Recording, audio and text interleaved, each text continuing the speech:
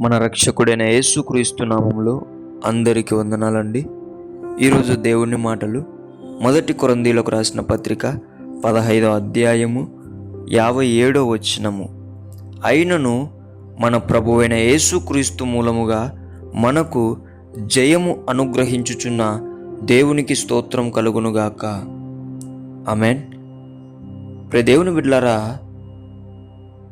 మనకందరికీ యేసుక్రీస్తు మూలముగా మరణము మీద జయమును అనుగ్రహించాడు దేవుడు. చూడండి ప్రియమైన దేవుని బిడ్డలారా, భయంకరమైన మరణము మీద మనకు జయం ఇచ్చాడు దేవుడు. వ్యాపారంలో జయమునివ్వడా? నీ జీవితంలో జయమునివ్వడా? నీ జాబులో నీకు జయం ఇవ్వడా? నీ చదువులో నీకు జయం ఇవ్వడా? ఒకసారి ఆలోచించు. ఎందుకు బాధపడుతుంటున్నావు? ఎందుకు చింతిస్తున్నావు? యేసుక్రీస్తు మూలముగా మరణం మీదనే జయమిచ్చిన దేవుని జ్ఞాపకం చేసుకో. మొరపెట్టు, మోకరించు.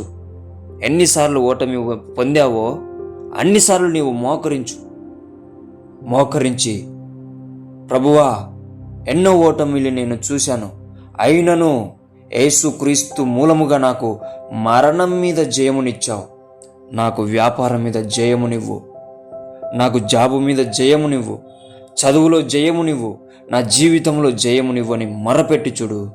నీవు ఖచ్చితముగా ఓటమి నుండి జయముగా నిలబడే బిడగా దేవుడు నిలబెడతాడు. దేవునికే మహిమ కలుగునుగాక. దేవుడు నిన్ను, నీ కుటుంబాన్ని జయముతో ఆశీర్వదించునుగాక. ఆమేన్. ప్రార్థించుకుందాం. యేసయ్యా, మీకు వందనాలు నాయనా. మా అందరికీ ప్రభువా, యేసుక్రీస్తు మూలముగా మరణం మీద జయమునిచ్చిన దేవా, మీకు వందనాలు. అనేక మంది వ్యాపారంలో, ఆరోగ్యంలో, జీవితంలో, చదువులో ఓటములు పాలవుతూ ఎవరైతే దుఃఖపడుతూ బాధపడుతూ ఉంటున్నారో నాయనా, ఆ బిడ్డలను బలపరచండి.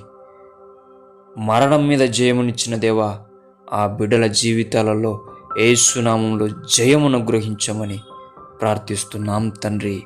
ఆమేన్.